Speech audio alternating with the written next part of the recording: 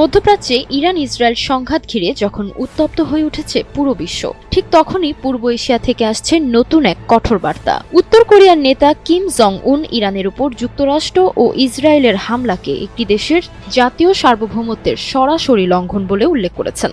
আর এবার এই বক্তব্যের পরপরই সামরিক শক্তি প্রদর্শনের মাধ্যমে নতুন বার্তা দিল পিয়ংইয়ং।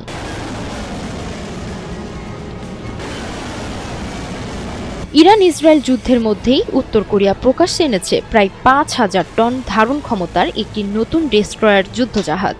শুধু প্রদর্শনী নয়, শক্তিশালী এই যুদ্ধজাহাজ থেকে কৌশলগত ক্রুজ মিসাইলের পরীক্ষামূলক উৎক্ষেপণও চালানো হয়েছে। দেশটির পশ্চিম উপকূলে নামপো জাহাজঘাটে অনুষ্ঠিত এই পরীক্ষামূলক কার্যক্রম সরাসরি তদারকি করেন কিম জং উন নিজেই। উত্তর কোরিয়ার রাষ্ট্রীয় সংবাদ মাধ্যমের বরাত দিয়ে আল জাজিরা এবং রয়টার্স জানিয়েছেন, জাহাজটি আনুষ্ঠানিকভাবে নৌবাহিনীতে কমিশন করার আগেই এর যুদ্ধ সক্ষমতা যাচাই করতে এই পরীক্ষা চালানো হয়েছে।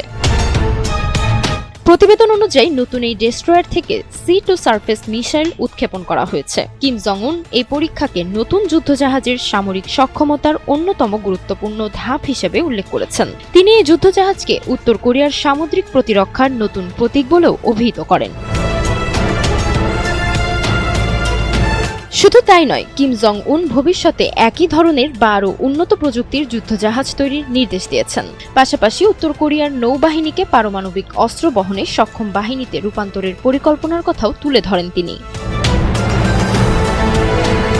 জানা গেছে, মঙ্গলবার ও বুধবার 2 দিনের সফরে নামপো জাহাজ ঘাটে অবস্থান করে নতুন এই চৌহন শ্রেণীর ডেস্ট্রয়ার জাহাজের বিভিন্ন কার্যক্রম পরিদর্শন করেন কিম জং উন।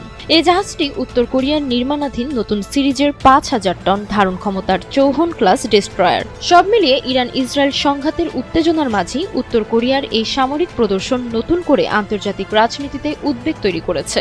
এখন প্রশ্ন উঠছে, এই শক্তি প্রদর্শন কি শুধু বার্তা, নাকি এর পেছনে রয়েছে আরও বড় কোনো কৌশলগত পরিকল্পনা?